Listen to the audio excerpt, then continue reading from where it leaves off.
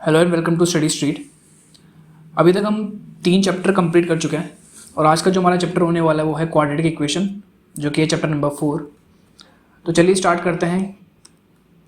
तो सबसे पहले हम ये देखते हैं कि क्वाड्रेटिक इक्वेशन होती क्या है। Okay, so what is a quadratic equation. तो चैप्टर नंबर 2 में हमने ये देखा था कि हमने पॉलिनोमियल्स के बारे में पढ़ा था। ओके, पॉलिनोमियल्स में हमने ये देखा था कि ऐसी इक्वेशंस जिसकी डिग्री 2 होती है उसको हम बोलते हैं quadratic polynomial. Okay, so when a quadratic polynomial is equated to 0 it is called quadratic equation. Okay, जैसे फॉर एग्जांपल यहाँ पर ये quadratic polynomial का स्टैंडर्ड फॉर्म दे रखा है, ठीक है। So p x is equal to a x square plus b x plus c, जो कि है क्वाड्रेटिक पॉलिनोमियल का स्टैंडर्ड फॉर्म। अगर हम इसको 0 से इक्वेट कर देंगे तो ये जो इक्वेशन फॉर्म होगी, इस इक्वेशन को बोलेंगे quadratic equation. Okay, so this is a quadratic equation, x square plus b x plus c is equal to 0। तो स्टैंडर्ड फॉर्म क्या हो जाएगा क्वाड्रेटिक इक्वेशन का, हो जाएगा a x square plus b x plus c is equal to 0। Okay, so this is the standard form of quadratic equation. So any equation in the form of ax square plus bx plus c or can be converted in the form of ax square plus bx plus c is equal to 0 is called a quadratic equation. Okay, so quadratic polynomial होता है जिसकी degree 2 होती है। Okay, अगर उस polynomial को हम 0 से इक्वेट कर देंगे तो जो इक्वेशन फॉर्म होगी उसे हम बोलेंगे quadratic equation। ठीक है, और क्वाड्रेटिक इक्वेशन या तो इस फॉर्म में होगी ax square plus bx plus c की फॉर्म में, या फिर इस फॉर्म में वो कन्वर्ट होने वाली होगी। ठीक है, तो कुछ एग्जांपल्स देखते हैं जिससे आपको ये जो है वो क्लियर हो जाएगा अच्छे से कि क्वाड्रेटिक इक्वेशन होती क्या है। So check whether the following equations are quadratic equations. ठीक है, सो हमको इसको चेक करना है कि ये जो इक्वेशन है वो क्वाड्रेटिक है या नहीं है। तो सबसे पहले क्या करेंगे, x माइनस 2 को एक्सपेंड करते हैं। तो x minus 2 square plus 1 is equal to 2x minus 3, ये हमारा क्वेश्चन है। तो इसको एक्सपेंड करेंगे तो ये हो जाएगा x square minus 4x plus 4 plus 1 is equal to 2x minus 3।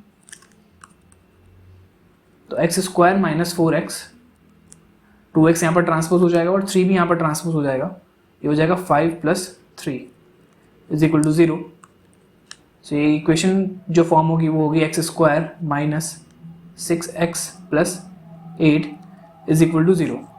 सो अगर इनिशियली देखें इस प्रॉब्लम को तो ये स्टैंडर्ड फॉर्म जैसे दिख नहीं रही है इक्वेशन, ठीक है, लेकिन हमने इसको रिड्यूस करा और ये जो लास्ट में जो इक्वेशन हम गेट कर रहे हैं वो क्या है, a x square plus b x plus c की फॉर्म में है इज इक्वल टू 0, इस फॉर्म में है ये। ठीक है, तो ये जो इक्वेशन है वो क्वाड्रेटिक इक्वेशन है।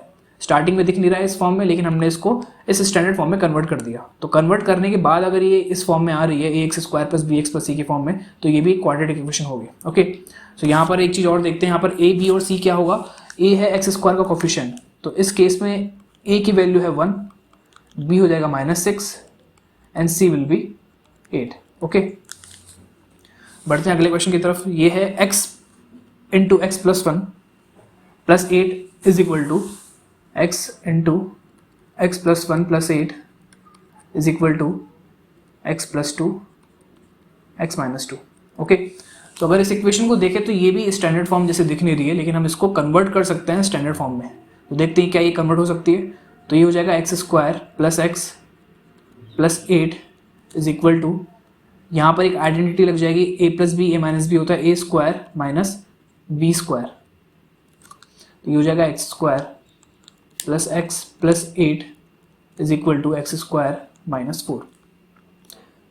तो यहाँ पर हम ट्रांसपोज कर देंगे एक्स स्क्वायर और माइनस 4 को, तो ये हो जाएगा x square plus x plus 8 minus x square plus 4 is equal to 0। देखिए यहाँ से एक्स स्क्वायर कैंसिल आउट हो जाएगा और ये हो जाएगा x plus 12 is equal to x plus 12 is equal to 0। Okay, तो ये हम इक्वेशन गेट करेंगे फाइनली। यहाँ पर ये जो इक्वेशन है वो क्वाड्रेटिक इक्वेशन नहीं है, क्योंकि यहाँ पर ये ए एक्स स्क्वायर की फॉर्म में नहीं है। यहाँ पर जो एक्स स्क्वायर कोफिशिएंट है वो क्या है, 0 है, कुछ है नहीं यहाँ पर एक्स स्क्वायर वाले टर्म, तो this is not a quadratic equation. Okay, next example है x इंटू 2x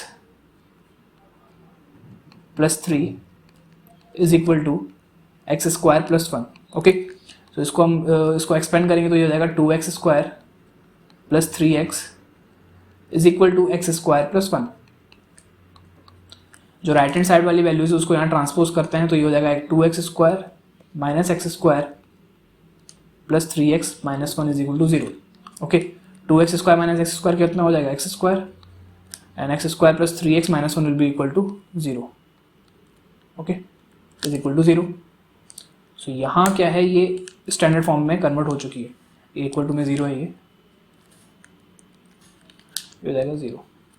तो यहाँ पर ये जो इक्वेशन है वो उसको हमने इस इक्वेशन को स्टैंडर्ड फॉर्म में कन्वर्ट कर दिया और ये ax² plus bx plus c की फॉर्म में है. तो अगर ये इस फॉर्म में कन्वर्ट हो चुकी है तो ये इक्वेशन में क्या होगी, क्वाड्रेटिक इक्वेशन है. ओके, बढ़ते हैं अगले क्वेश्चन की तरफ. x plus 2 all cube, x plus 2 raise to power 3 is equal to x cube minus 4. अब वैसे देखने पे लग रहा है कि यहाँ पर जो डिग्री है इस इक्वेशन की वो 3 आ रही है, लेकिन इसको सॉल्व करते हैं तो देखते हैं क्या होगा. ये x प्लस 2 क्यूब की आइडेंटिटी यहाँ पर लग जाएगी और ये हो जाएगा x raise to power 3 plus 3 dot x raise to power 2 dot 2 plus 3 into x into 2 raise to power 2 plus 2 raise to power 3 is equal to x cube minus 4. यहाँ पर मैंने आइडेंटिटी पुट करी है जो कि होती है a plus b all cube is equal to a cube plus 3a² b plus 3ab² plus b cube. मैंने ये वाली आइडेंटिटी यूज़ करके इसको मैंने एक्सपेंड करा है x प्लस 2 ऑल क्यूब को. तो अब ये हो जाएगा x cube plus 6x² plus 12x plus 8 is equal to x cube minus 4. अब जो भी राइट हैंड साइड वैल्यूज है उनको मैं लेफ्ट हैंड साइड में ट्रांसपोज कर दूंगा. ये हो जाएगा x raise to power 3 plus 6x² plus 12x plus 8 minus x cube plus 4 is equal to 0. Okay, तो अब यहाँ क्या होगा, ये एक्स क्यूब वाली टर्म है ये कैंसिल आउट हो जाएंगे. ठीक है, तो अगर एक्स क्यूब वाले टर्म्स कैंसिल आउट हो जाएंगे तो क्या बचेगा यहाँ पर 6x² plus 12x plus 12. Okay, तो यहाँ पर अब ये जो इक्वेशन है वो ax² plus bx plus c की फॉर्म में है. ठीक है, सिंस ये इस फॉर्म में कन्वर्ट हो चुकी है तो ये जो इक्वेशन होगी जो हमारी प्रॉब्लम थी, तो ये जो इक्वेशन है वो क्वाड्रेटिक इक्वेशन है. इनिशियली लग नहीं रही क्योंकि यहाँ पर जो इक्वेशन की जो डिग्री वो 3 दिख रही है, लेकिन इसको अगर हम सॉल्व करेंगे तो हम गेट करेंगे कि ये ax² plus bx plus c की फॉर्म में है जो कि स्टैंडर्ड फॉर्म होता है क्वाड्रेटिक इक्वेशन का. तो अगर उस फॉर्म में कन्वर्ट हो रही है तो इसका मतलब ये है कि ये भी एक क्वाड्रेटिक इक्वेशन होगी.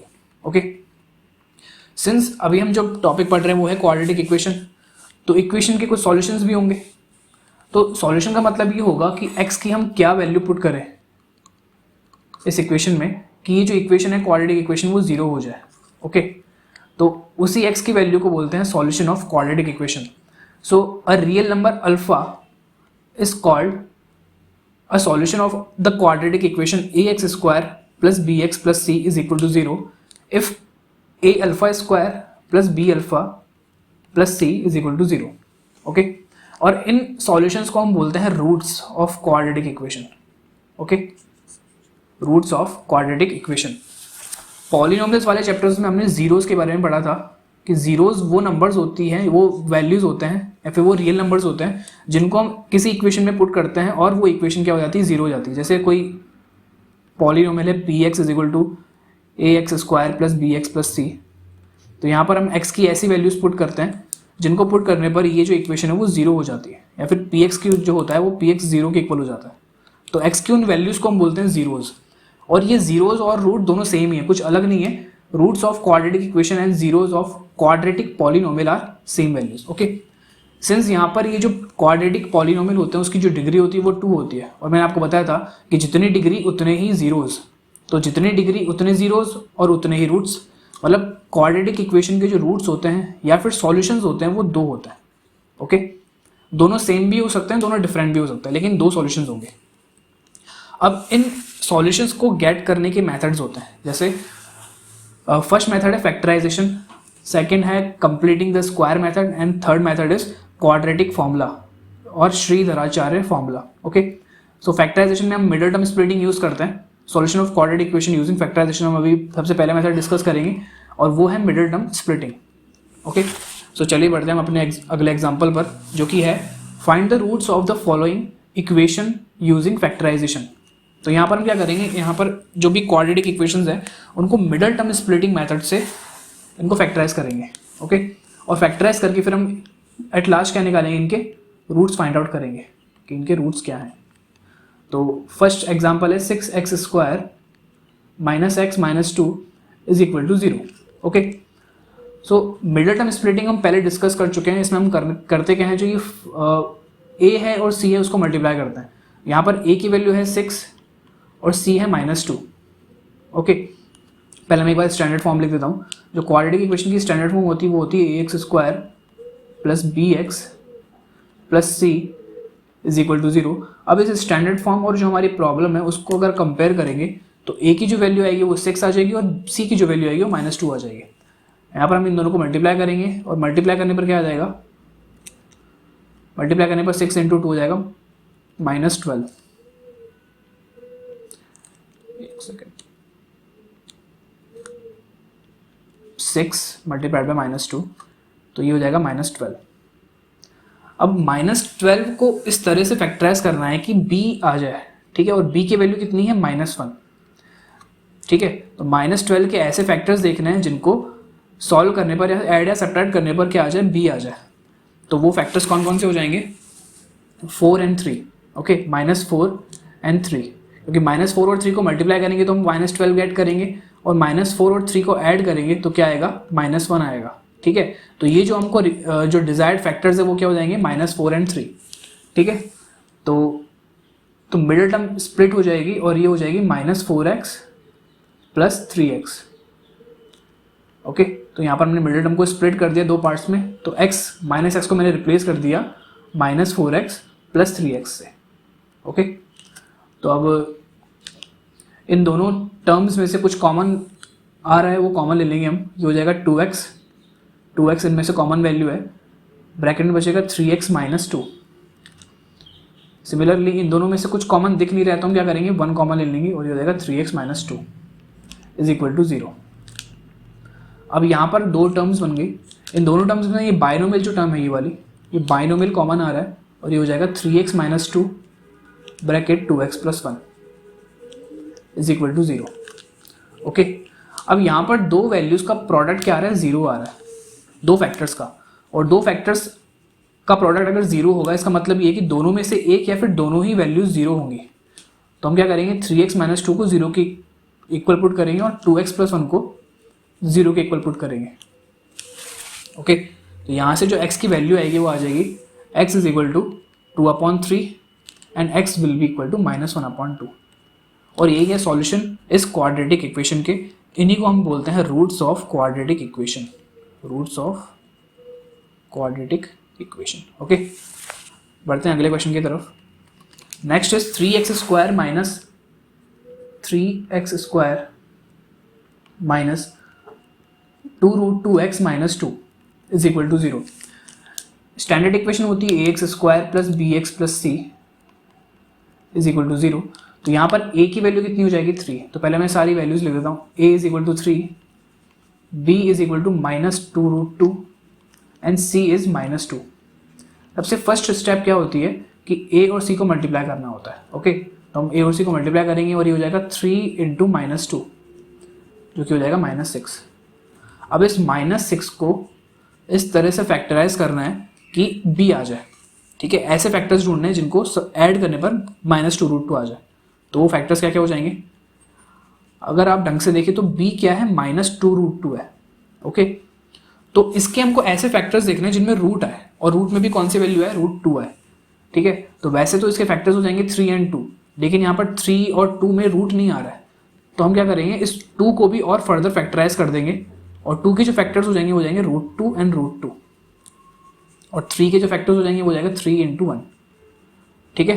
तो इन चारों का प्रोडक्ट होता कितना है, 6 ही तो होता है। तो इन चारों का प्रोडक्ट हो जाएगा 6 और इसको इस तरह से अरेंज करना है या फिर ऐसी दो टर्म्स हमको लेके आनी है जिनको ऐड सब्ट्रैक्ट करने पर कितना है, 2√2 है, ठीक है। तो वो क्या हो जाएगा, 3√2 एंड 1√2, ओके। सो जो दो डिजायर्ड फैक्टर्स होंगे वो हो जाएंगे 3√2 एंड √2, ठीक है। 3√2 को मुझे नेगेटिव लेना पड़ेगा और इसको पॉजिटिव लेना है। क्यों, क्योंकि यहाँ पर जो b की वैल्यू है वो -2√2 है और -2√2 कब आएगा, जब मैं -3√2 में √2 ऐड करूँगा, ठीक है। तो ये हो गए अपने जो मिडिल टर्म को स्प्लिट हम इस तरह से करेंगे। तो जो नेक्स्ट स्टेप हो जाएगी वो होगी 3x² -3√2x plus √2x -2 is equal to 0। तो इस तरह से हम मिडिल टर्म को स्प्लिट करेंगे, ओके।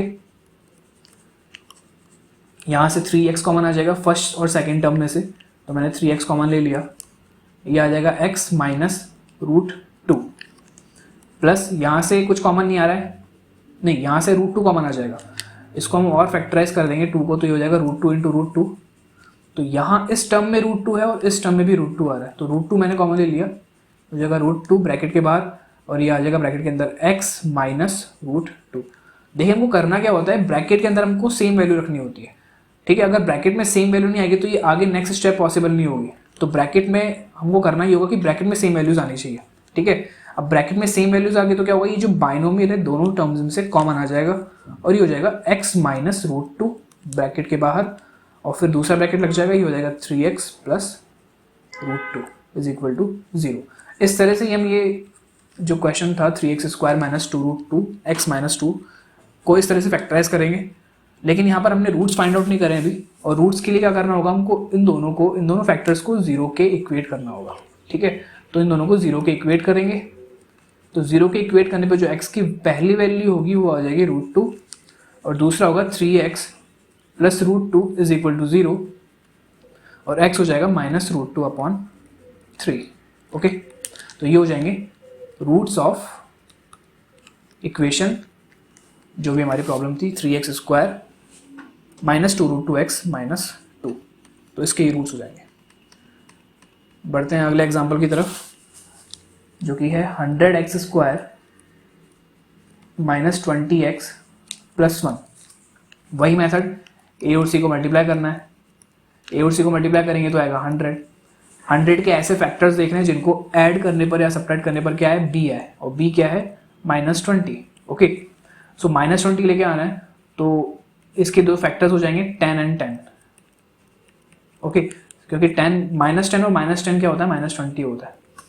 तो मिडिल टर्म को हम स्प्लिट करेंगे, और मिडिल टर्म को स्प्लिट करने पे जो दो अलग अलग वैल्यूज आएंगी वो होंगी -10x and -10x, okay. -10x को सॉल्व करेंगे तो वही हम 20x गेट करेंगे, ठीक है। तो हमने जो स्प्लिट करा है वो बिल्कुल सही स्प्लिट करा है इस मिडिल टर्म को। यहाँ से 100x² और 10x में से 10x कॉमन आ जाएगा, ये हो जाएगा 10x -1। यहाँ पर जैसे मैंने अभी आपको पहले वाले एग्जांपल में बताया था कि ब्रैकेट में आना तो 10x -1 ही चाहिए, लेकिन यहाँ अगर आप ढंग से देखें तो यहाँ साइन 10x का नेगेटिव आ रहा है और 1 का पॉजिटिव साइन आ रहा है, तो इनके साइन बिल्कुल उल्टे आ रहे हैं, ठीक है। तो इसको सही करने के लिए मुझे यहाँ पर -1 कॉमन लेना पड़ेगा। जैसे ही हमने -1 कॉमन लेंगे तो यहाँ पर दोनों के साइन क्या हो जाएंगे, चेंज। तो 10x हो जाएगा पॉजिटिव और 1 हो जाएगा नेगेटिव, ओके। सो इस तरह से हमको कॉमन इस तरह से लेना है कि ब्रैकेट में सेम वैल्यू है, ठीक है। तो ब्रैकेट में सेम वैल्यू आ गई है, अब इनको इस बाइनोमियल को मैं कॉमन ले लूँगा, 10x -1 एंड 10x -1। अगर 10x -1 कॉमन लेंगे तो यहाँ बचेगा 10x, तो ये 10x यहाँ आ जाएगा और ये -1 यहाँ आ जाएगा, इज इक्वल टू 0। तो यहाँ पर ये जो दोनों फैक्टर्स आ रहे हैं वो सेम आ रहे हैं। मैंने आपको बताया था स्टार्टिंग में कि इसके दो रूट्स होंगे, क्वाड्रेटिक इक्वेशन के दो रूट्स होते हैं, ठीक है। दोनों सेम भी हो सकते हैं और दोनों डिफरेंट भी हो सकते हैं। और आगे हम देखेंगे कि कुछ कुछ इक्वेशंस ऐसी होती है जिनके रूट पॉसिबल भी नहीं होते हैं, ओके, जिनके रियल नंबर रूट नहीं होते हैं, जिनके रूट इमेजिनरी नंबर्स भी होते हैं। इसके बारे में आगे बात करेंगे, अभी हम बात करते हैं इसके रूट्स की। तो इसके जो रूट्स हो जाएंगे वो होंगे 10x -1 इज इक्वल टू 0। तो x की वैल्यू आएगी 1/10, और इस वाले रूट की वैल्यू भी कितनी आएगी, 1/10। तो इस इक्वेशन के जो दो रूट्स होंगे वो हो जाएंगे 1/10 and 1/10।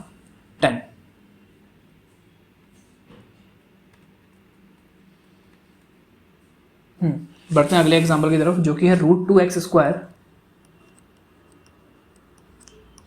+ 7x + 5√2 is equal to 0। सबसे पहले step a multiplied by c, a और c को मल्टीप्लाई करेंगे तो कितना आएगा, √2 इंटू 5√2, ओके। इनका प्रोडक्ट हो जाएगा 10। 10 के फैक्टर्स ऐसे देख रहे हैं जिनको ऐड सब्ट्रैक्ट करने पर कितना है, b है, और b कितना है अपना 7। सो सिंपल है, ये 5 इंटू 2 10 होता है, तो इसके फैक्टर्स हो जाएंगे 5 एंड 2, और 5 और 2 को ऐड करने पर कितना आता है, बिल्कुल 7 आता है। तो इसको हम इसी तरह से मिडिल टर्म को स्प्लिट कर देंगे और ये हो जाएगा 5x plus 2x plus 5√2 is equal to 0। Okay, अब यहाँ पर कॉमन किस तरह से लेना ये थोड़ा देखना पड़ेगा, ठीक है। यहाँ पर कुछ कॉमन नहीं आ रहा, ओनली x कॉमन आ रहा है, तो x कॉमन ले लिया, यहाँ पर बचेगा √2x प्लस 5। यहाँ पर हमको ब्रैकेट में चाहिए सेम वैल्यू, तो इस फर्स्ट वैल्यू पर मुझे चाहिए √2, ठीक है। यहाँ पर जैसे √2 आ रहा है तो यहाँ मुझे √2 ही चाहिए, और √2 लेने के लिए यहाँ पर 2 है, तो 2 को भी मैं फैक्टराइज कर दूंगा √2 इंटू √2 में। ओके, सो √2 इंटू √2 में मैंने इसको फैक्टराइज कर दिया, तो यहाँ पर क्या होगा, अब √2 कॉमन आ जाएगा। तो जैसे मैंने √2 कॉमन लिया तो यहाँ पर क्या बचेगा, √2 और x, तो ये हो जाएगा √2x plus 5 is equal to 0। अब यहाँ से ये बाइनोमियल टर्म कॉमन आ जाएगी, जो होगा √2x प्लस 5 पूरा कॉमन आ जाएगा, यहाँ बचेगा x plus √2 is equal to 0। Okay, तो यहाँ से जो रूट्स हम गेट करेंगे वो रूट्स क्या हो जाएंगे, √2x plus 5 is equal to 0, तो x की वैल्यू हो जाएगी -5/√2। यहाँ से इसको बेस को रैशनलाइज करेंगे तो कितना हो जाएगा, -5/√2 इंटू √2/√2। ओके, तो ये रैशनलाइज होकर जो वैल्यू आएगी वो होगा 5√2/2। नेक्स्ट इस सेकेंड फैक्टर को भी 0 के इक्वल पुट करेंगे तो कितना हो जाएगा, x plus √2 is equal to 0, तो x will be -√2। Okay, so ये इस तरह से हमने दोनों रूट्स फाइंड करे इसके। पहला जो रूट होगा वो होगा -5√2/2, और जो सेकंड रूट होगा वो होगा -√2। Next is 2x² plus x plus ax minus a square. So 2x² plus ax minus a square is equal to 0। तो इसको हमको फैक्टराइज करना है। फैक्टराइज करने के लिए मैंने बताया था कि पहले a और c को मल्टीप्लाई करेंगे, तो a की जगह आ रहा है 2 और c आ रहा है माइनस a स्क्वायर, तो ये जो प्रोडक्ट आएगा वो आएगा -2a²। इसको हमको फैक्टराइज करना है, और फैक्टराइज ऐसे करना है कि ऐड सब्ट्रैक्ट करने पर कितना आ जाए, a आ जाए, ठीक है। कैसे आएगा ये a, तो पहला फैक्टर तो हो जाएगा 2a, और तो दूसरा फैक्टर हो जाएगा -a, क्योंकि 2a माइनस a कितना होता है, 2a माइनस a होगा। तो इसको सॉल्व करने पर आ रहा है a जो कि है b, ठीक है। b मीन्स जो इसका स्टैंडर्ड फॉर्म में जो b होता है उसकी बात कर रहा हूँ मैं, ओके। और इनका प्रोडक्ट कितना होगा, 2a इंटू a का जो प्रोडक्ट होगा वो -2a² होगा।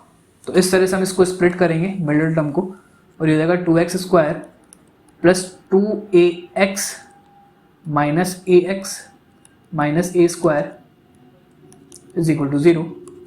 अब फर्स्ट और सेकेंड टर्म में 2nx कॉमन आ रहा है, तो 2x मैंने कॉमन ले लिया, यहाँ बचेगा x प्लस a। यहाँ पर भी वही मैंने कहा कि ब्रैकेट में वैल्यूज सेम होनी चाहिए, तो ब्रैकेट में देखेंगे यहाँ पर दोनों वैल्यूज पॉजिटिव है और यहाँ दोनों नेगेटिव वैल्यूज है। तो नेगेटिव वैल्यूज है तो मुझे इनको पॉजिटिव रखने के लिए माइनस तो कॉमन लेना पड़ेगा।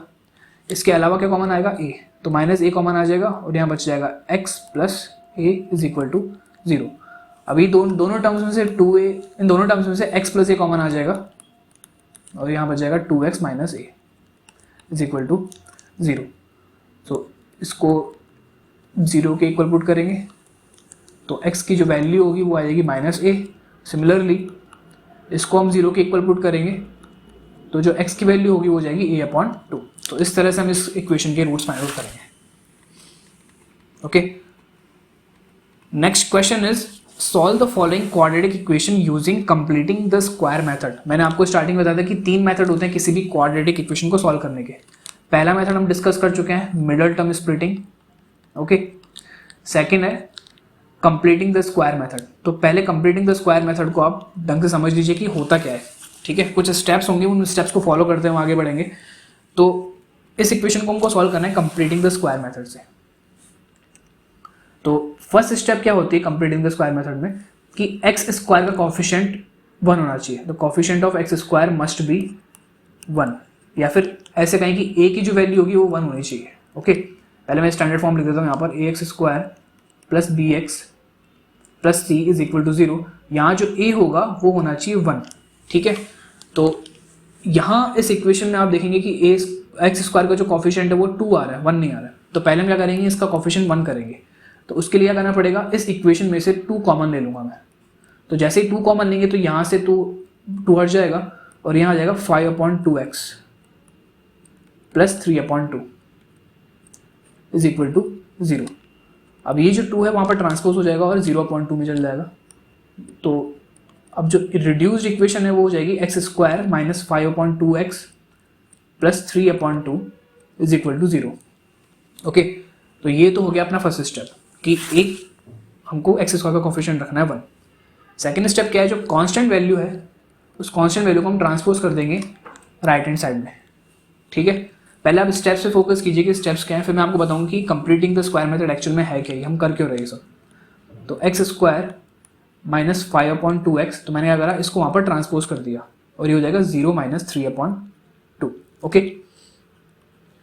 तो अब ट्रांसपोज करने के बाद क्या करना है, जो मिडल टर्म है, सॉरी जो x का कॉफिशिएंट है, x का कॉफिशिएंट क्या है, कॉफिशिएंट ऑफ, अब ये जो है थर्ड स्टेप है, थर्ड स्टेप में क्या करना है, x की जो कॉफिशिएंट का हाफ, तो हाफ ऑफ माइनस 5/2। ठीक है, तो x के कॉफिशिएंट के हाफ को इस हाफ के स्क्वायर को दोनों तरफ ऐड करना है। ठीक है, तो माइनस 5/2 का पहले हाफ करना है और फिर जो वैल्यू आएगी वो कितनी आएगी, माइनस 5/4। अब इस 5/4 का स्क्वायर करके इक्वेशन के दोनों तरफ ऐड करना है। क्या करना है, ऐड करना है। ठीक है, तो इसको ऐड कर देंगे दोनों तरफ, तो ये हो जाएगा, अब जो रिड्यूस इक्वेशन होगी वो हो जाएगी x² माइनस 5/2x, ये तो ऑलरेडी था। मैंने क्या बोला कि इस 5/2 का पहले करना है हाफ और उस हाफ के स्क्वायर को दोनों तरफ ऐड कर देना है, तो ये हो जाएगा 5/4 minus 5/4 square is equal to minus 3/2 plus minus 5/4 square. Okay, अब देखिए मैंने ये करा क्यों। अब यहाँ इस इक्वेशन के जो लेफ्ट हैंड साइड में है ये एक, इसको हम सॉल्व कर सकते हैं बाय यूजिंग आइडेंटिटीज। अभी देखिए ये जो है ये x² plus 2ab plus b² के फॉर्म में है। जो इस इक्वेशन का लेफ्ट हैंड साइड है वो a² plus 2ab plus b² के फॉर्म में है। तो a² plus 2ab plus b² होता है a plus b all square, sorry यहाँ पर माइनस है, ये a² minus 2ab plus b² के फॉर्म में है और ये हो जाएगा a माइनस b का ऑल स्क्वायर। यहाँ पर जो a है वो हो जाएगा x और b है 5/4। ओके, तो इस इक्वेशन का लेफ्ट हैंड साइड क्या होगा, स्क्वायर बन गया, कंप्लीट स्क्वायर बन गया।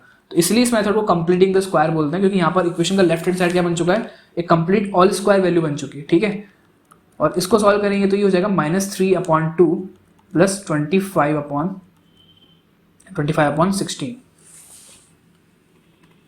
ओके, तो यहाँ हो जाएगा ये x minus 5/4 all square is equal to, यहाँ पर एलसीएम 16 आ जाएगा और ये हो जाएगा minus 12 plus 25,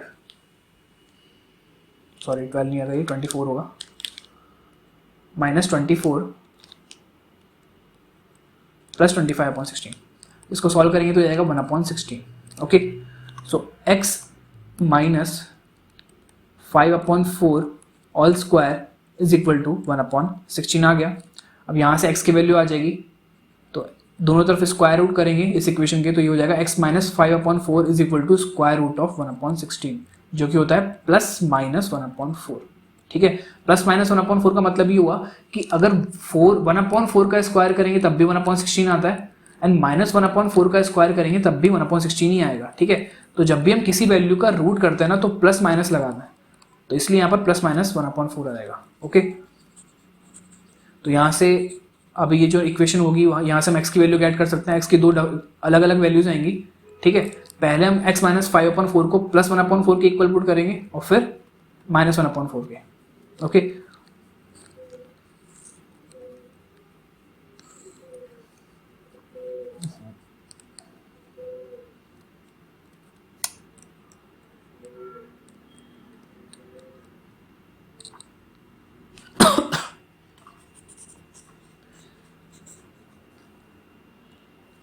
so x minus 5/4 is equal to 1/4 and x minus 5/4 is equal to minus 1/4। so x की जो वैल्यू आएगी वो हो जाएगी 1/4 प्लस 5/4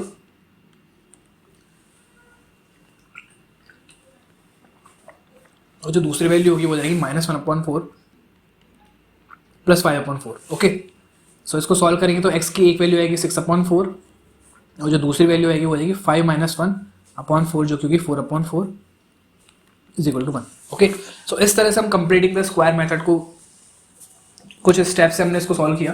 फर्स्ट स्टेप ये थी कि x स्क्वायर का कोफिशिएंट होना चाहिए 1। सेकेंड स्टेप क्या थी, जो कांस्टेंट वैल्यू थी उस कांस्टेंट वैल्यू को हम ट्रांसपोज कर देंगे। और थर्ड था जो x का जो कोफिशिएंट है उस x के कोफिशिएंट का हाफ करना है और फिर उसका स्क्वायर करके दोनों तरफ ऐड कर देना है। ठीक है, चलिए एक और क्वेश्चन करते हैं इसी से रिलेटेड। तो अब हम बढ़ते हैं अपने अगले मेथड की तरफ जो कि है क्वाड्रेटिक फॉर्मूला। इससे पहले हमने मिडल टर्म स्प्लिटिंग देखा और कंप्लीटिंग द स्क्वायर मेथड देखा क्वाड्रेटिक इक्वेशन को सॉल्व करने के लिए।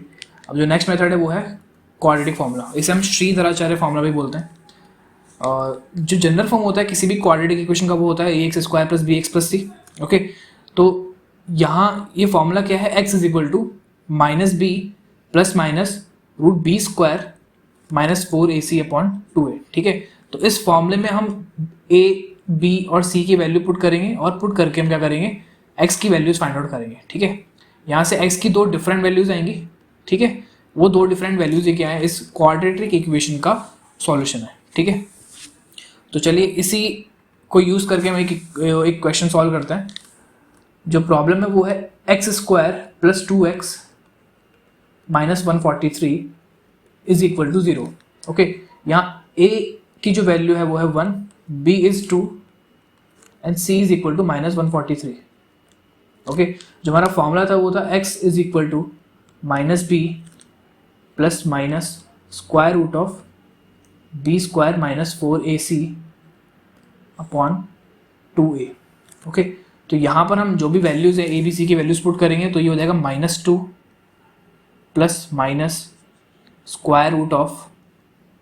(2² - 4 multiplied by 1 multiplied by -143 divided by 2 into 1। Okay, so ये हो जाएगा x is equal to -2 + √4 + 4 into 143, ये हो जाएगा 4 into 143। Okay, upon 2। तो x is equal to हो जाएगा -2 ± √4 + 2 7 5 डिवाइडेड बाय 2।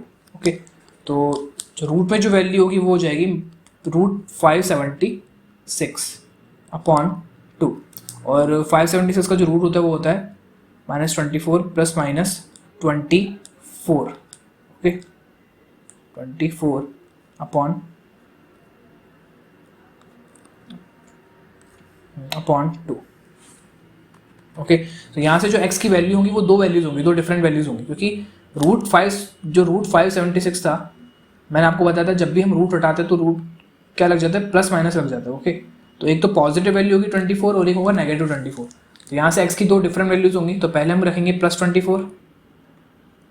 ठीक है, और फिर होगा x is equal to -2 - 24 divided by 2।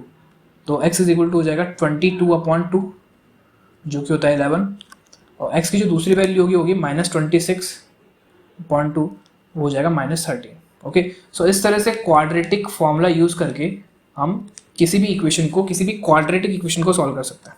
Okay, बढ़ते हैं अपने नेक्स्ट एग्जांपल की तरफ जो कि है 1/x + 4 - 1/x - 7 = 11/30। तो इसके लिए पहले क्या करना पड़ेगा, इसको क्वाड्रेटिक इक्वेशन की फॉर्म में हमको कन्वर्ट करना पड़ेगा। यहाँ पर एक क्वाड्रेटिक इक्वेशन की फॉर्म में है ही नहीं। ठीक है, तो पहले क्या करेंगे, इन दोनों फ्रैक्शंस का के जो डिनोमिनेटर है उनका एलसीएम लेंगे और एलसीएम आ जाएगा x + 4 x - 7। तो यहाँ हो जाएगा ये x - 7 minus x + 4 is equal to 11/30। Okay, so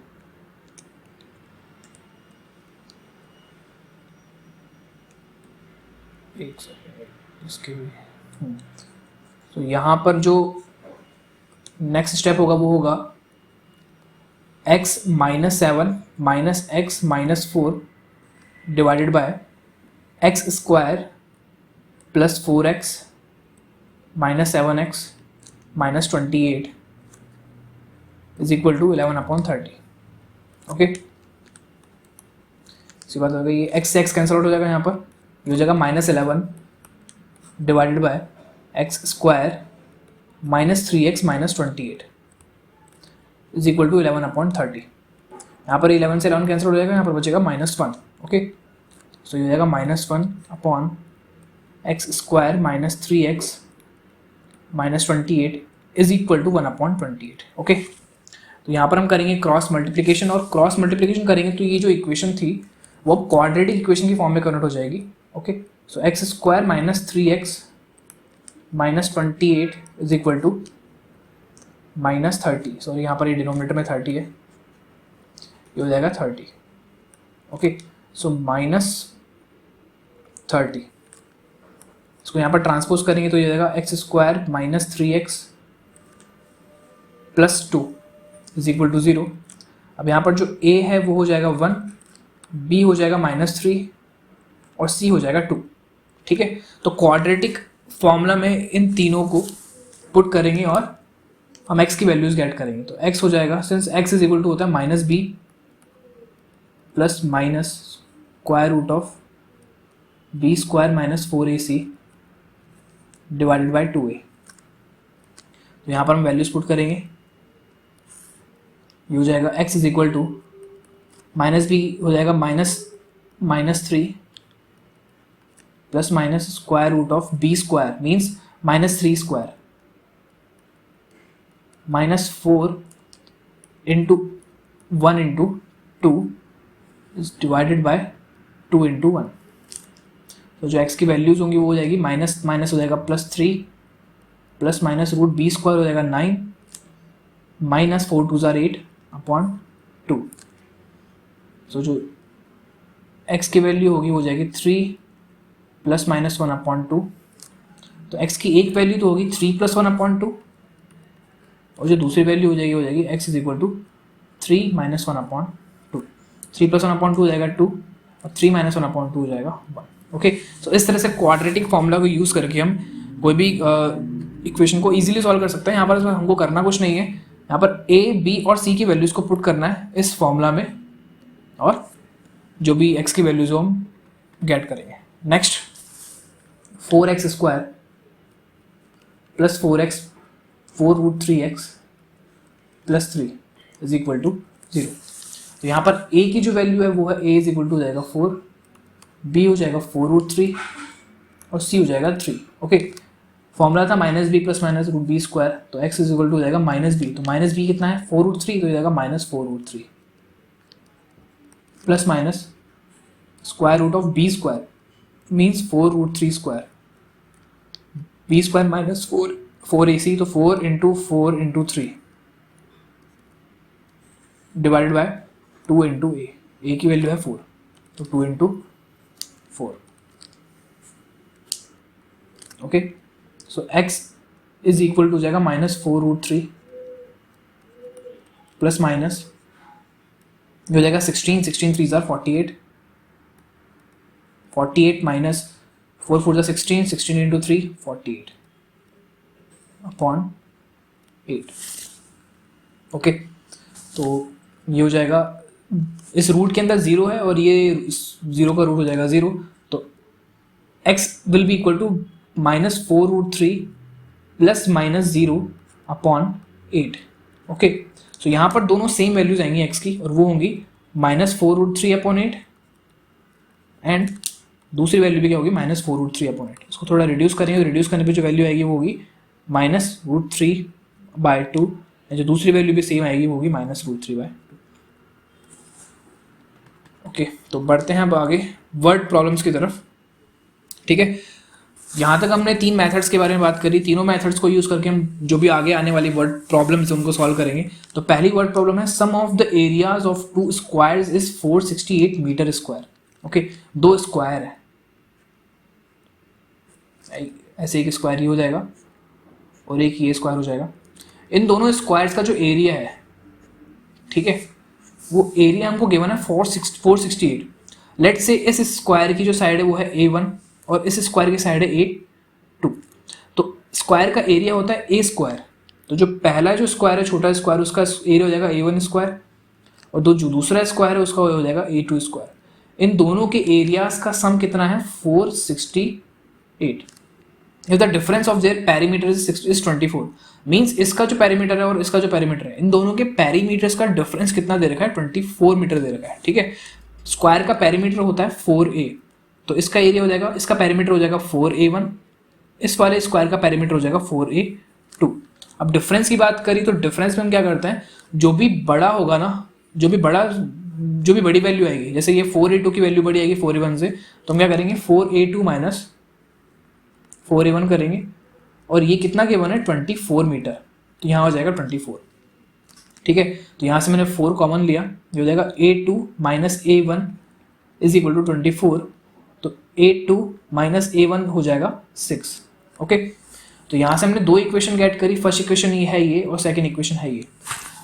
since यहाँ पर 2 वेरिएबल्स हैं तो हम इन इक्वेशन को, तो इन दोनों वेरिएबल्स को सॉल्व करने के लिए मुझे 2 इक्वेशन चाहिए एटलीस्ट, और वो हमारे पास ऑलरेडी है। यहाँ पर मैं क्या करूँगा, A2 की वैल्यू को रिप्लेस कर दूंगा, A2 की वैल्यू लिखूंगा A1 की फॉर्म में, सो A2 हो जाएगा 6 प्लस A1, और यहाँ से जो A2 की वैल्यू है वो इस वाली इक्वेशन में मैं रिप्लेस कर दूंगा, सब्स्टिट्यूट कर दूंगा। ओके, सो ये हो जाएगा A1 square plus 6 plus A1 all square is equal to 468। Okay, ये हो जाएगा A1 स्क्वायर प्लस 6 ये हो जाएगा A plus b all square, तो हो जाएगा A square plus 2 into A into b plus b square is equal to 468। तो ये A स्क्वायर और A स्क्वायर ऐड हो जाएंगे, ये हो जाएगा 2A1 square plus 2 into 6 12A1 plus 6 square हो जाएगा 36। इसको मैं यहाँ पर ट्रांसपोज कर दूंगा, ये हो जाएगा 468। ओके, ये हो जाएगा 2A1 square plus 12A1 minus ये हो जाएगा 2 3 4 minus 432 is equal to 0। Okay, अब यहाँ पर 2 कॉमन आएगा तो हम 2 कॉमन ले लेंगे। 2 कॉमन लेने के बाद जो ब्रैकेट के अंदर वैल्यूज बचेगी वो होगी A square plus 6A1 minus 216 is equal to 0। ये हो जाएगा A1 square plus 6A1 minus 216 is equal to 0। अब इस इक्वेशन को हम सॉल्व करते हैं मिडिल टर्म स्प्लिटिंग से। एक बार ट्राई करते हैं मिडिल टर्म स्प्लिटिंग। तो यहाँ पर A की वैल्यू है 1 और C है माइनस 216। ठीक है, तो इन दोनों का प्रोडक्ट कितना आएगा, A और C की वैल्यू हो जाएगी, AC की वैल्यू हो जाएगी 1 इंटू माइनस 216 और ये हो जाएगा माइनस 260। ओके, अब इस माइनस 216 के हमको फैक्टर्स फाइंड आउट करने हैं और फैक्टर्स ऐसे होने चाहिए जो जिनको हम ऐड सब्ट्रैक्ट करें तो क्या आना चाहिए, बी आ जाना चाहिए, और बी की वैल्यू कितनी है 6। ठीक है, सिंस 216 क्या होता है 36 इंटू 6 होता है, तो 36 और 6 को हम अगर अरेंज करेंगे तो 6 तो नहीं आएगा, तो दूसरे फैक्टर्स इसको और फैक्टराइज करेंगे तो हो जाएगा 18 इंटू 2 और ये हो जाएगा 6। ठीक है, बट मुझे 2 ही फैक्टर्स चाहिए, तो 2 फैक्टर्स कौन कौन से हो जाएंगे, 18 एंड 2 6 जार 12, तो 2 6 जार 12 हो जाएंगे और ये हो जाएगा 18। ठीक है, अब 18 माइनस 12 कितना होता है 6 होता है, तो यही अपने डिजायर्ड फैक्टर्स हैं। ठीक है, तो इस तरह से मिडिल टर्म हो जाएगी स्प्लिट और ये हो जाएगा A1 square plus 18A1 minus 12A1 minus 216 is equal to 0। इन दोनों टर्म्स में से A1 कॉमन आ जाएगा और ये हो जाएगा A1 प्लस 18 और यहाँ से माइनस 12 कॉमन आ जाएगा और ये हो जाएगा A1 प्लस 18। ध्यान रखने वाली बात यह है कि ब्रैकेट्स में सेम वैल्यूज आनी चाहिए। यहाँ जो दोनों ब्रैकेट हैं, दोनों बाइनोमियल्स हैं, वो सेम होने चाहिए, जिससे क्या होगा कि नेक्स्ट स्टेप में ये कॉमन आ जाएगा। ये हो जाएगा A1 प्लस 18, ये हो जाएगा A1 minus 12 is equal to 0। दोनों वैल्यूज को 0 के इक्वल पुट करेंगे तो जाएगा A1 plus 18 is equal to 0 and the other one is A1 minus 12 is equal to 0। So A1 की जो वैल्यू होगी वो होगी माइनस 18 और यहाँ से जो A1 की वैल्यू आएगी वो होगी 12। सिंस यहाँ पर 2 डिफरेंट वैल्यूज आ रही हैं, लेकिन इन दोनों में से एक ही सही है और वो होगी 12। क्यों? क्योंकि हम बात कर रहे थे स्क्वायर की साइड्स की, और स्क्वायर की साइड्स नेगेटिव नहीं हो सकती। ठीक है, स्क्वायर की साइड्स पॉजिटिव ही होंगी, तो जो ये -18 है वो -18 इस क्वाड्रेटिक इक्वेशन का सॉल्यूशन नहीं हो सकता, यही होगा। ठीक है, तो जो छोटा वाला जो स्क्वायर था उसका जो उसकी साइड हो जाएगी, उसकी साइड जो हो जाएगी वो 12 हो जाएगी, 12 मीटर। और जो बड़ा स्क्वायर था उसकी साइड हो जाएगी कितनी, a1 की वैल्यू इस वाली इक्वेशन में पुट कर देंगे और ये हो जाएगा 6, तो a2 की वैल्यू हो जाएगी 6 + 12, और 6 + 12 कितना हो जाएगा 18 मीटर्स। ठीक है, तो इस तरह से हम क्वाड्रेटिक इक्वेशन को सॉल्व करके, जो ये प्रॉब्लम थी हमने उसको सॉल्व करा क्वाड्रेटिक इक्वेशन को यूज़ करके।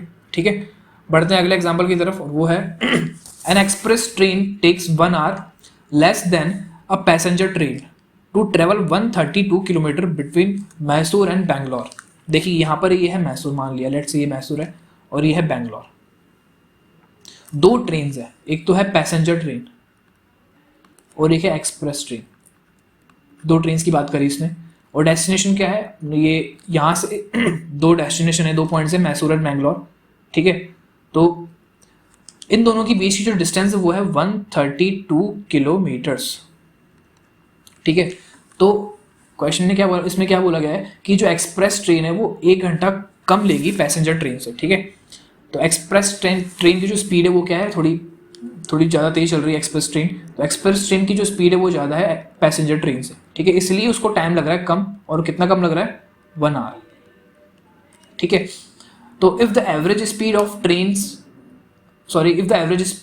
Of express train is 11 km/h more than that of the passenger train. Let's say कि जो एक्सप्रेस ट्रेन है, जो पैसेंजर ट्रेन है PT पैसेंजर ट्रेन, उसकी स्पीड लेट से वो कितनी है s km/h। ठीक है, अब इसने क्वेश्चन में क्या बोला कि जो एक्सप्रेस ट्रेन होगी ना, उस एक्सप्रेस ट्रेन की स्पीड है पैसेंजर ट्रेन से 11 km/h ज़्यादा। तो एक्सप्रेस ट्रेन की स्पीड कितनी हो जाएगी, इसमें हम 11 ऐड कर देंगे तो हो जाएगा s + 11 km/h। ठीक है, तो इसकी स्पीड हो जाएगी s और जो एक्सप्रेस ट्रेन की स्पीड हो जाएगी s + 11। ठीक है, जो दोनों ट्रेन है वो सेम डिस्टेंस ट्रेवल कर रही है जो कि है 132 किलोमीटर। ठीक है, तो सिंस जो स्पीड टाइम और डिस्टेंस में रिलेशन होता है वो ये होता है speed is equal to distance upon time. यहाँ से टाइम क्या हो जाएगा, टाइम हो जाएगा distance divided by speed. Okay, तो जो टाइम लग रहा है किसको, time taken by express train is less than time taken by passenger train, और इन दोनों का जो डिफरेंस है express train minus time taken by passenger train, और वो है 1 आवर। ये क्वेश्चन ने बोल रखा है कि 1 आवर ज़्यादा लग रहा है किसको, पैसेंजर ट्रेन को एक घंटा ज़्यादा लगेगा।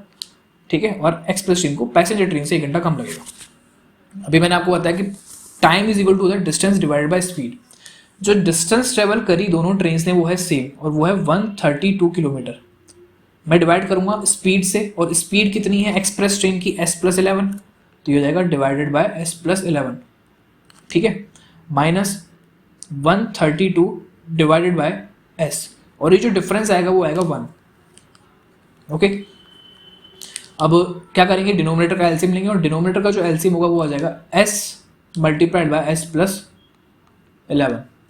यहाँ हो जाएगा 132s minus 132 s + 11 is equal to 1। ये हो जाएगा 132s minus 132s minus 132 multiplied by 11 is equal to divided by s² + 11s is equal to 1। यहाँ से क्या होगा, इसको हम ट्रांसपोज कर देंगे उस तरफ, और ये जो इक्वेशन होगी वो हो जाएगी, सिंस यहाँ से ये कैंसिल आउट हो जाएंगे दोनों टर्म सेम है, दोनों के साइन डिफरेंट है, और ये हो जाएगा यहाँ पर बचेगा 132 multiplied by 11 is equal to s² + 11s। ठीक है, ये हो जाएगा s² + 11s plus 132 into 11, 132 into 11 हो जाएगा 132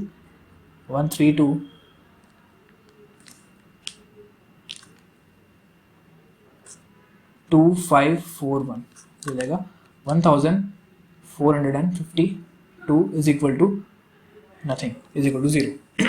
ठीक है, इसको सॉल्व करेंगे। सिंस 142 क्या था, 1452 इसके जो फैक्टर्स हैं वो है 132 एंड 11, ठीक है। 132 के जो फैक्टर्स हो गए वो हो जाएंगे 11 इंटू 12, ओके, 11 इंटू 12 इंटू 11, तो 1452 will be equal to 11 into 12 into 11। तो मिडल टर्म क्या आ सकती है यहाँ से, मिडल टर्म अपनी b is equal to 11, okay. So ये हो जाएगा, देखिए 11 इंटू 4 इंटू 3 इंटू 11, इसको भी मैंने फैक्टराइज कर दिया, ठीक है। तो एक फैक्टर हो जाएगा ये और दूसरा फैक्टर हो जाएगा ये, तो 33 एंड 44, क्योंकि 44 में से अगर 33 को माइनस करेंगे तो क्या आएगा, 11 आएगा, ठीक है, जो कि अपना मिडल टर्म।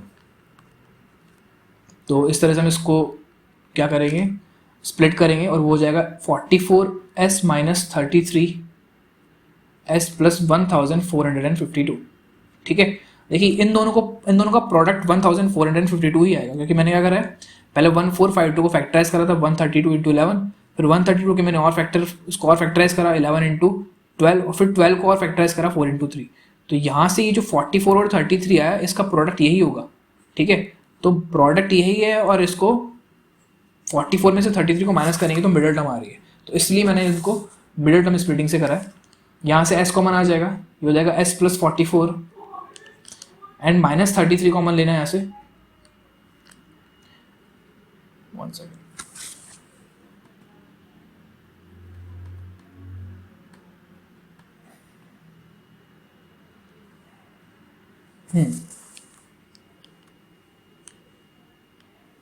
वन सेकेंड, एक थोड़ी यहाँ पर मिस्टेक हो गई है। यहाँ जो फैक्टर्स होंगे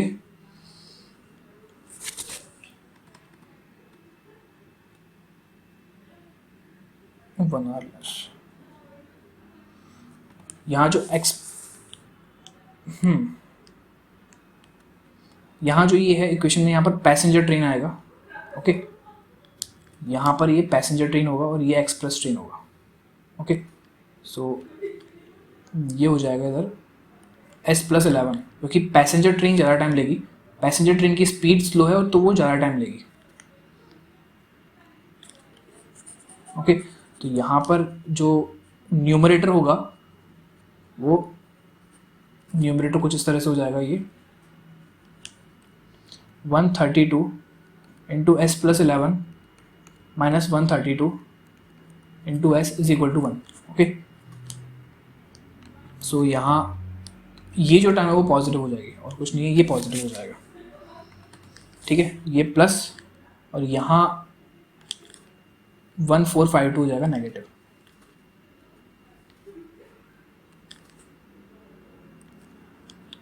ठीक है। चलिए आगे बढ़ते हैं। तो यहाँ पर मैंने माइनस 33 कॉमन लिया, तो माइनस 33 कॉमन लेंगे तो हो जाएगा s plus 44 is equal to 0। यहाँ पर s प्लस 44 कॉमन आ जाएगा, यहाँ बचेगा s माइनस 33, दोनों को 0 के इक्वल पुट करेंगे दोनों फैक्टर्स को, तो ये हो जाएगा s plus 44 is equal to 0 and s minus 33 is equal to 0। तो जो s की वैल्यू आएगी वो एक तो आएगी 33 और एक दूसरी जो वैल्यू होगी वो होगी माइनस 44। सिंस स्पीड नेगेटिव नहीं हो सकती है, ठीक है, तो ये वैल्यू हम नहीं लेंगे, s की ये वाली वैल्यू लेंगे, तो ये हो जाएगा s is equal to 33 kilometre per our.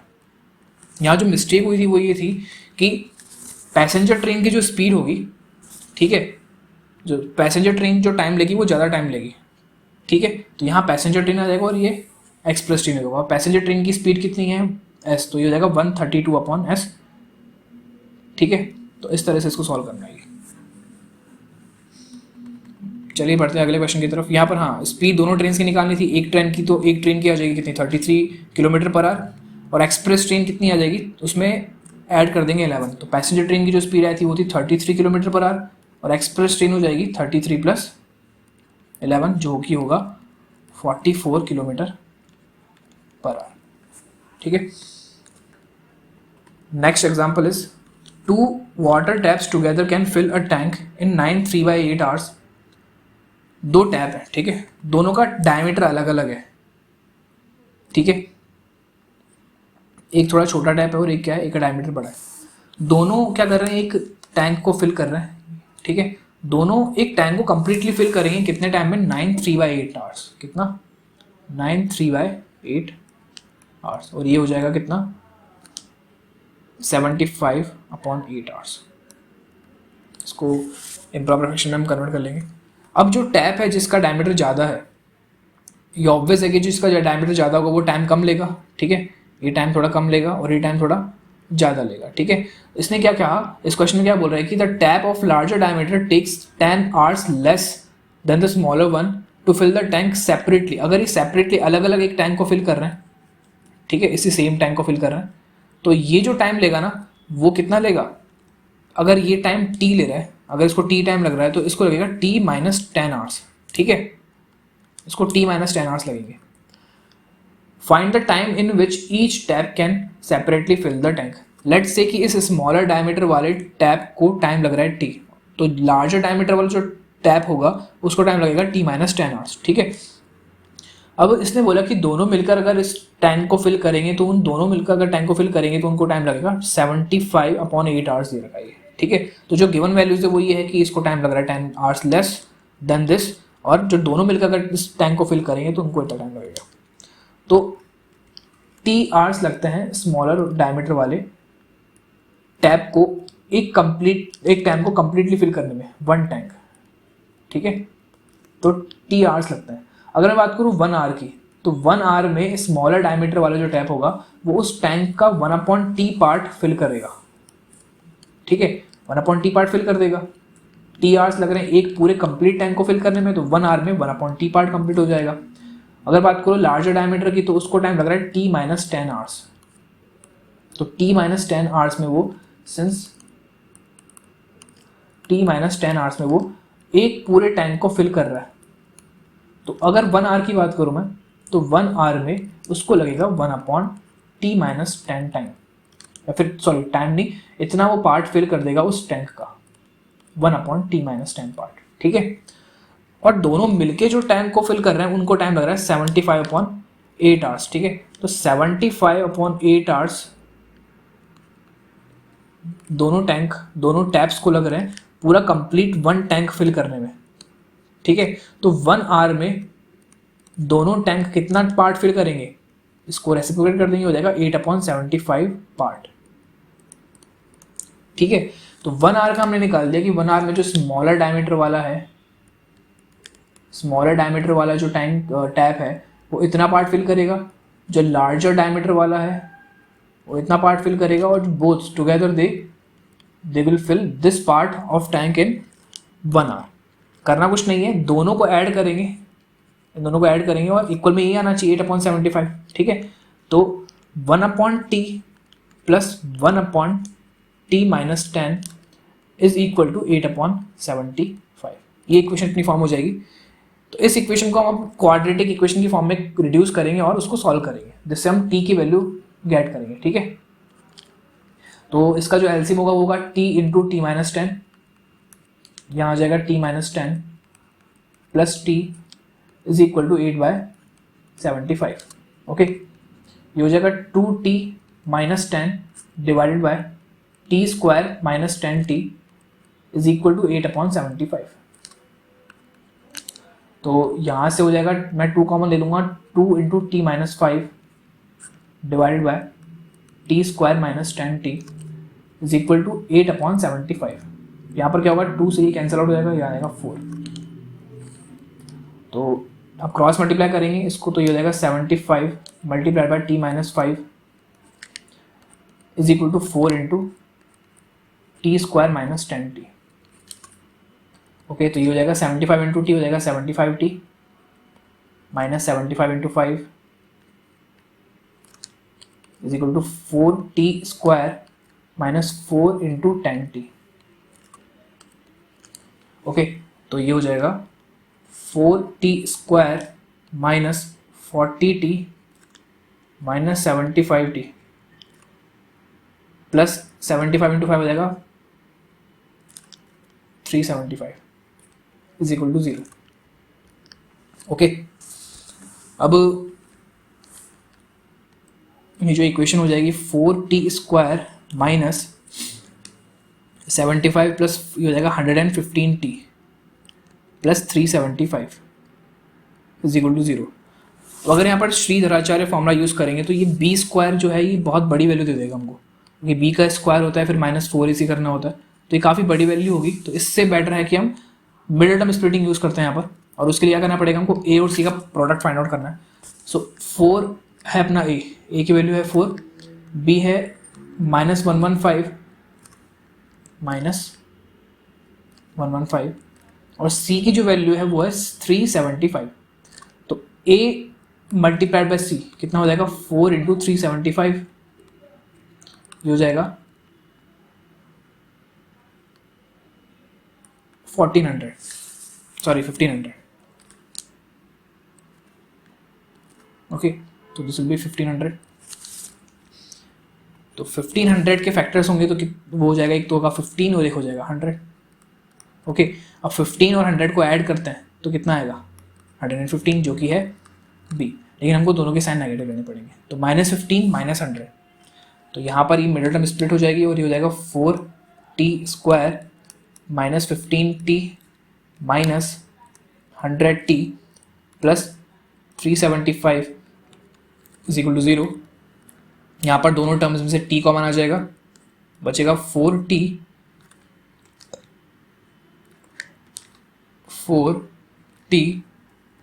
-15। यहाँ पर क्या कॉमन ले, ऐसा क्या कॉमन ले कि यहाँ पर फर्स्ट टर्म का कॉफिशिएंट, यहाँ पर t का जो कॉफिशिएंट है वो 4 आ जाए, तो यहाँ पर मुझे 4 लाना है। तो 4 के लिए यहाँ पर 100 में से मुझे कॉमन लेना पड़ेगा 25, तो -25 कॉमन लेंगे, -25 कॉमन लेंगे तो यहाँ पर आएगा 4t, यहाँ आ जाएगा -15, ओके, इज इक्वल टू 0।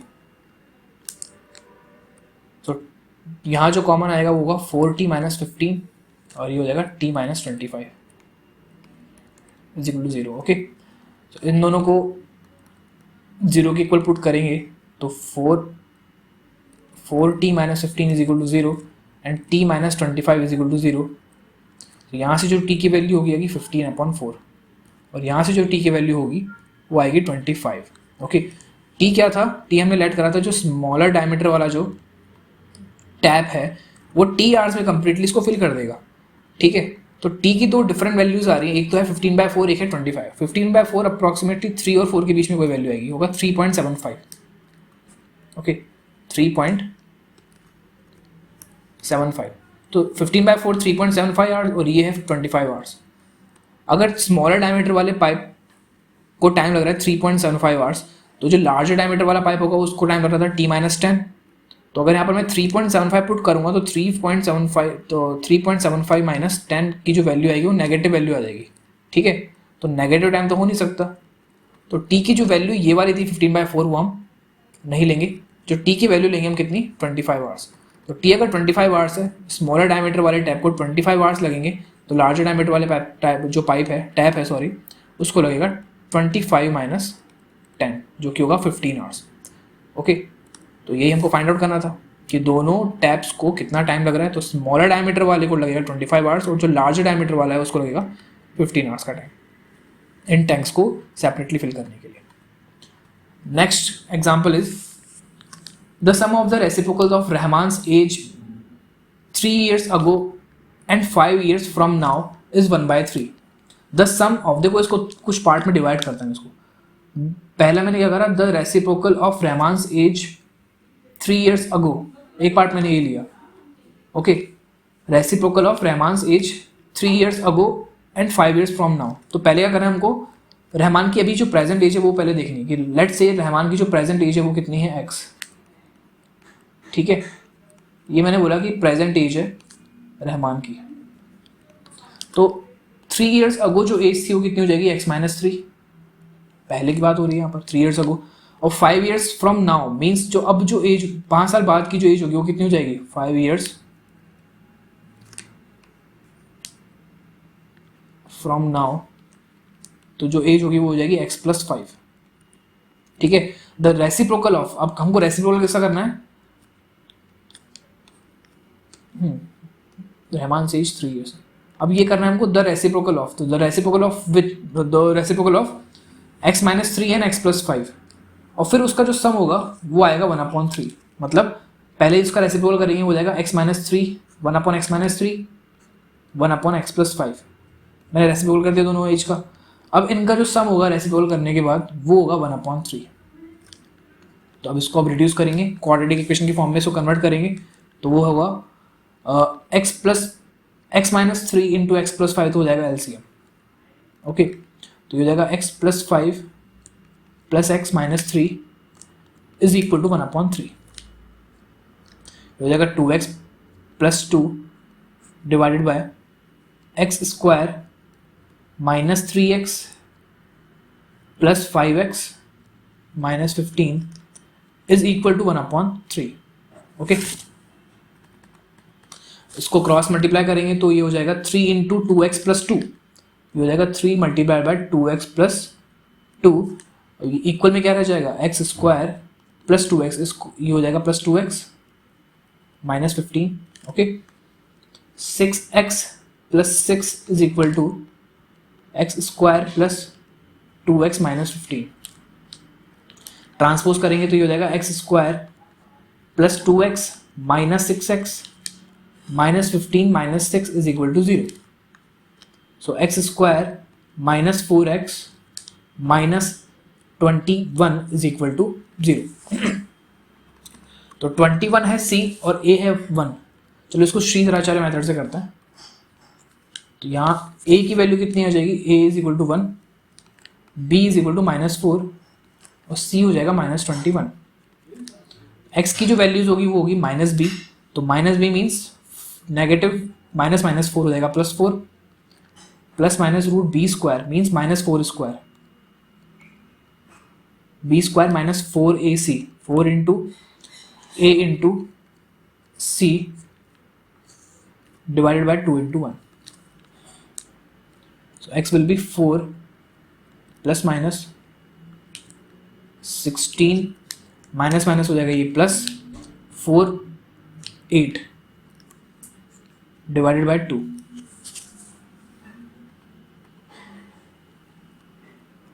तो x will be equal to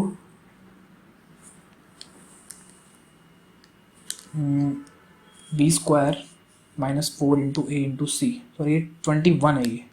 okay, 21 A, to नहीं है ये, तो यहाँ जो वैल्यू होगी 8 नहीं आएगा, यहाँ पर यहाँ आ जाएगा 84। ये हो जाएगा 4 प्लस माइनस 16 प्लस 84 होता है 100 और 100 का रूट हो जाएगा 10 अपॉन 2। ओके, सो x की एक वैल्यू तो होगी 4 प्लस 10 अपॉन 2 और जो दूसरी वैल्यू होगी वो होगी x is equal to 4 minus 10 upon 2। तो ये हो जाएगा 14 अपॉन 2 कितना होगा 7 और x की जो दूसरी वैल्यू होगी वो कितनी होगी 4 माइनस 10 हो जाएगा minus six upon two, minus six upon two होगा minus three.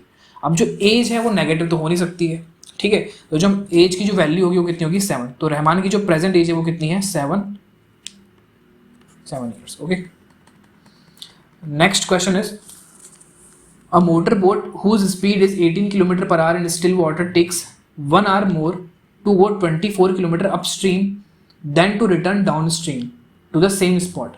Find the speed of the stream. देखिए डाउन स्ट्रीम और अपस्ट्रीम वाले क्वेश्चन हम ऑलरेडी कर चुके हैं थर्ड चैप्टर में। मैंने आपको बताया था डाउन स्ट्रीम का मतलब ये होता है, लेट्स से कि कोई ये यहाँ पर एक वाटर फ्लो हो रहा है और यहाँ पर कोई एक बोट है, ठीक है, तो अगर बोट और जो फ्लो ऑफ वाटर है वो दोनों सेम डायरेक्शन है, मतलब बोट भी इस डायरेक्शन में जा रही है और वाटर भी इसी डायरेक्शन में फ्लो हो रहा है, तो उसको हम बोलते हैं डाउन स्ट्रीम। तो ये डाउन स्ट्रीम कंडीशन है, ठीक है। बट इन केस जो बोट और वाटर की जो डायरेक्शन है वो एक दूसरे के ऑपोजिट है, लेट्स से जो वाटर फ्लो हो रहा है, जैसे ये वाटर फ्लो हो रहा है इस डायरेक्शन में और बोट जा रही है इस डायरेक्शन में, ठीक है। तो अगर डायरेक्शन दोनों की डिफरेंट हो जाती है, ऑपोजिट हो जाती है, डिफरेंट तो क्या, अगर ऑपोजिट डायरेक्शन हो जाती है तो उसको हम बोलते हैं अपस्ट्रीम।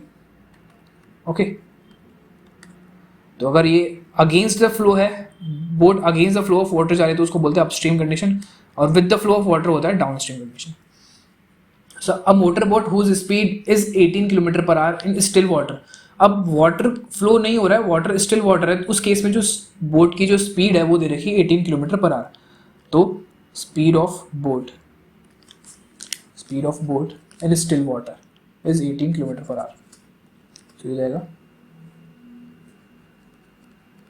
स्पीड ऑफ बोट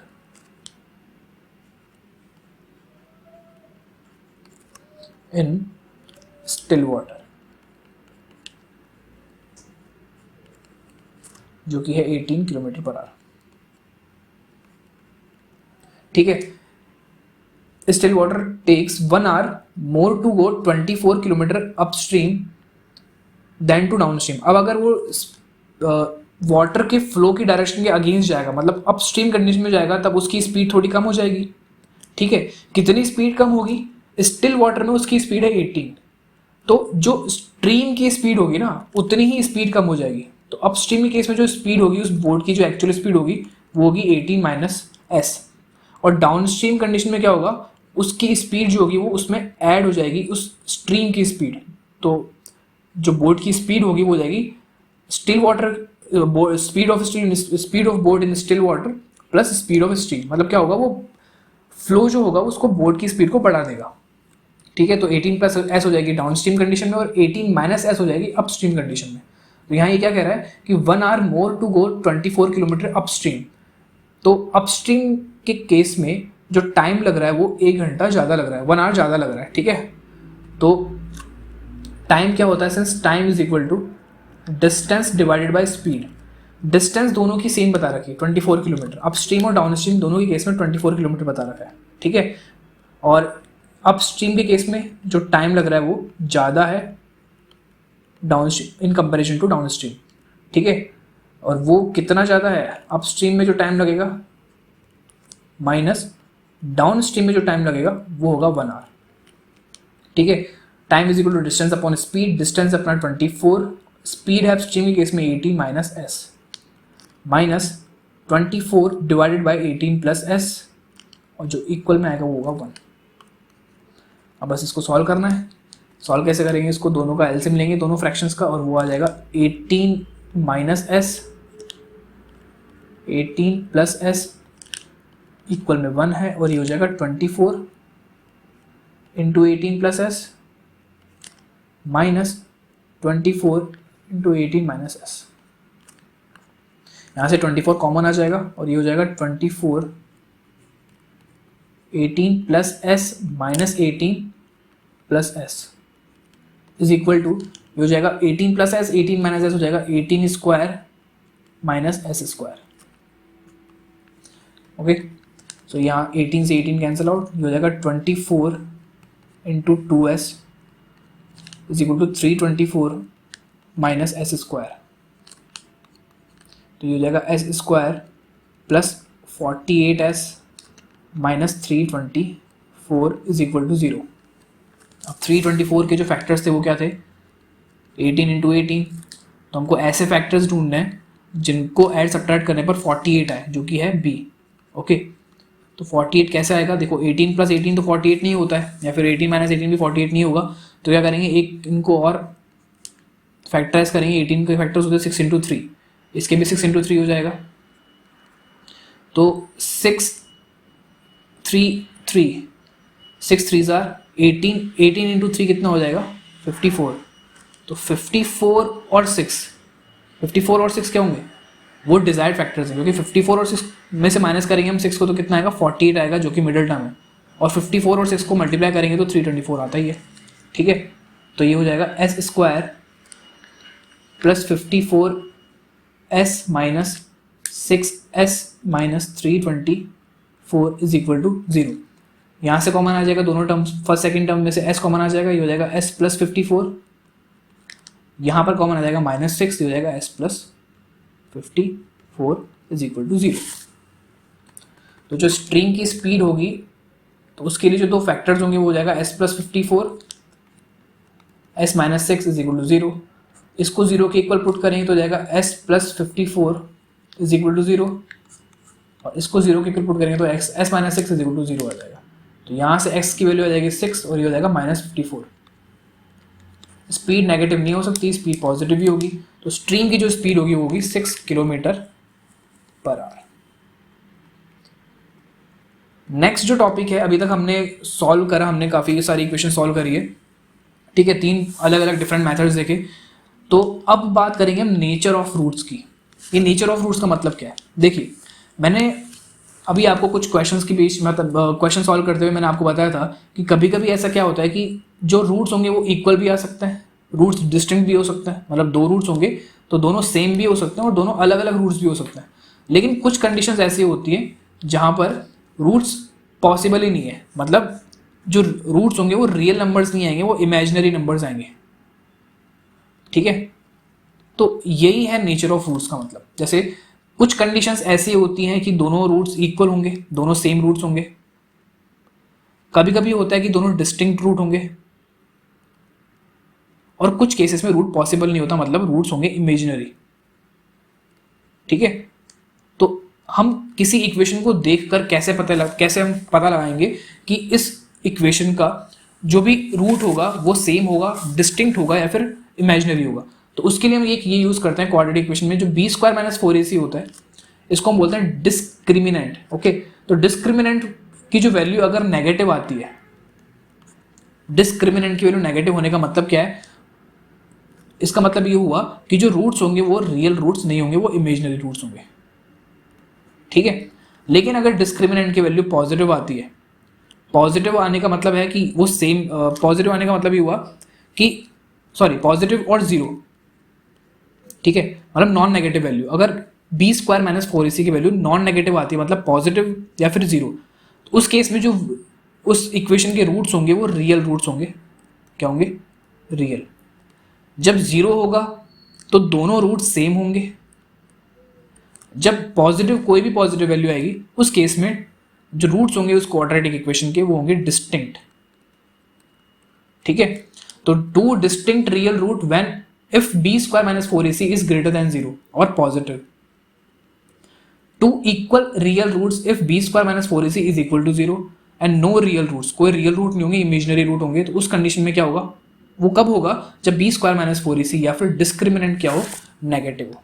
तो चलिए इसी से रिलेटेड कुछ क्वेश्चंस करते हैं। तो पहला क्वेश्चन क्या है? Find the discriminant of the quadratic equation 2x square minus 4x plus 3। So 2x square minus 4x plus 3 में हमको पता है a है ये, a है 2, ये हो जाएगा 2, b की वैल्यू हो जाएगी -4 एंड c विल बी 3। हमको फाइंड आउट करना है डिस्क्रिमिनेंट। तो डिस्क्रिमिनेंट क्या होगा? b square minus 4ac। तो b square minus 4ac will be equal to -4 square minus 4 into 2 into 3, -4 square हो जाएगा 16, 16 माइनस 4 2 जार 8, 8 3 जार 24, तो ये आ रहा है -8। अब नेगेटिव आने का मतलब ये हुआ ये डिस्क्रिमिनेंट, तो इसका डिस्क्रिमिनेंट की वैल्यू तो आगे -8, ठीक है, हमने डिस्क्रिमिनेंट फाइंड आउट कर दिया। बट इसने आगे पूछा and find the nature of its root. तो नेचर क्या होगा? इसके जो रूट होंगे वो होंगे no real root. Okay, no real roots. तो रियल रूट्स का मतलब ये हुआ कि जो रूट्स होंगे वो रियल नंबर नहीं होंगे, वो इमेजिनरी नंबर्स होंगे। ठीक है, अभी इमेजिनरी नंबर्स क्या होता है इसके बारे में आप जब 11th क्लास में मैथ्स लेंगे तब आप जानेंगे कि इमेजिनरी नंबर्स क्या होता है। ठीक है, अभी तो ये जान लीजिए कि इसके रियल रूट्स नहीं होंगे। ठीक है, find the discriminant of the quadratic equation this and hence find the nature of its root and roots if they exist. अगर वो एग्जिस्ट करेंगे तो उनके रूट्स भी फाइंड आउट करने होंगे। ठीक है, सो बी स्क्वायर माइनस 4ac से हम इसका डिस्क्रिमिनेंट फाइंड आउट करेंगे। बी स्क्वायर क्या हो जाएगा? 4√3 सॉरी -4√3 स्क्वायर -4 इंटू 3 इंटू 4। ठीक है, ये हो जाएगा 16 इंटू 3 माइनस 16 इंटू 3। ठीक है, 4 का स्क्वायर 16, √3 का स्क्वायर 3 हो जाएगा, 4 4 16 -3। तो इसकी जो वैल्यू होगी वो 0 होगी। कहने का मतलब है कि जो इसके रूट्स होंगे वो एग्जिस्ट करेंगे, मतलब रियल रूट्स होंगे, लेकिन वो दोनों सेम होंगे, दोनों इक्वल रूट्स होंगे। ठीक है, तो हमने ये बता दी नेचर क्या होगा। नेचर के बाद जैसे बोला रूट्स भी फाइंड आउट करना है अगर वो एग्जिस्ट करता है। तो रूट्स क्या होंगे? x is equal to -b plus minus √b square -4ac upon 2a। तो यहाँ से हमने डिस्क्रिमिनेंट तो फाइंड आउट करा जो कि था 0। ठीक है, b कितना है? 4√3, तो माइनस b कितना हो जाएगा? सॉरी b है -4√3, तो माइनस b हो जाएगा 4√3 plus minus 0 divided by 2 into 3, तो ये हो जाएगा 4√3 डिवाइडेड बाय 6। तो जो दोनों रूट्स होंगे वो हो जाएंगे 2√3 अपॉन 3, दोनों सेम होंगे 2√3 upon 3 and 2√3 upon 3। Next question is the a pole has to be erected at a point on the boundary of a circular park of diameter 13 metre. तो एक सर्कुलर पार्क है ये, इस सर्कुलर पार्क का जो diameter है वो कितना है, 13 गिवन है। इसने क्या बोला, a pole has to be erected at a point on the boundary of a circular park of diameter 13 metres in such a way that the differences of its distances from two diametrically opposite points, opposite gates A and B on the boundary is 7 metres. मतलब जैसे मान लो कि यहाँ पर एक पोल erect करना है, ठीक है, इस सर्कल का डायमीटर हो जाएगा ये। अब इसके जो डायमेट्रिकली एंड पॉइंट है वहां पर दो गेट लगा रखे हैं, एक तो गेट होगा ये, तो ये हो जाएगा यहाँ पर गेट, एक ये गेट है और एक ये गेट है, ठीक है। तो इन दोनों गेट से जो इसकी जो डिस्टेंस है, मतलब ये डिस्टेंस और ये जो डिस्टेंस है इस पोल की, ठीक है, ये पोल है P, तो इस पोल P की जो डिस्टेंस है गेट A और गेट B से, उसका क्या रिलेशन बोला है इसने कि the difference of its distances from the two diametrically, मतलब PA माइनस PB, ये बोला है इसने 7 है। तो अब पूछ क्या रहा है आगे कि is it possible to do so, क्या ऐसा पोल कंस्ट्रक्ट करना पॉसिबल है जहां PA और PB का जो डिफरेंस होगा वो 7 है। अगर है तो हमको डिस्टेंसेस फाइंड आउट करनी है, ठीक है। तो वो कैसे पता चलेगा, देखिए यहाँ पर क्या है, ये जो AB है वो इस सर्कल का डायमीटर है, ठीक है, और यहाँ जो P है ये पॉइंट है इस सर्कल पर। तो ज्योमेट्री में हमने ये पढ़ा है कि ये जो एंगल होगा वो 90 डिग्री होगा, ठीक है। जो सेमी सर्कल पे जो एंगल फॉर्म होता है वो 90 डिग्री होता है, ठीक है। तो ये जो एंगल 90 डिग्री होगा और ये अगर एंगल 90 डिग्री है तो triangle APB will be right angle triangle, right triangle, okay. So right angle triangle होगा और जो एंगल P होगा वो 90 डिग्री हो जाएगा। तो यहाँ अगर एंगल P 90 डिग्री है तो यहाँ इस ट्राइंगल में हम पाइथागोरस थ्योरम यूज कर सकते हैं, ठीक है। तो अगर ये 13 है और PA minus PB is equal to 7 है, तो PA की वैल्यू PB की फॉर्म में क्या आ जाएगी, 7 प्लस PB। लेट से PB है x, ओके, लेट से PB x है, तो PA कितना हो जाएगा, 7 plus x। Since Pythagoras theorem apply करेंगे तो क्या हो जाएगा, AB स्क्वायर जो कि हाइपोटेनस है इस ट्राइंगल का is equal to AP square plus BP square. AB की वैल्यू है 13 तो इसका स्क्वायर हो जाएगा 169। AP स्क्वायर PA की जगह मैं रखूंगा 7 प्लस एक्स, तो हो जाएगा 7x प्लस 7 स्क्वायर, और BP कितना है, BP की वैल्यू हमने लेट करी थी x है, ये हो जाएगा x square. So 169 will be equal to x square plus 14x plus 49 plus x square, okay. So यहाँ हो जाएगा 2x square plus 14x plus 49 minus 169 is equal to 0। So हो जाएगा 2x square plus 14x minus 0 2 1 0 1 मतलब minus 120 आ जाएगा। यहाँ से 2 common आ जाएगा, ये हो जाएगा x square plus 7x minus 60 is equal to 0, okay. So ये हो जाएगा x square plus 7x minus 60 is equal to 0।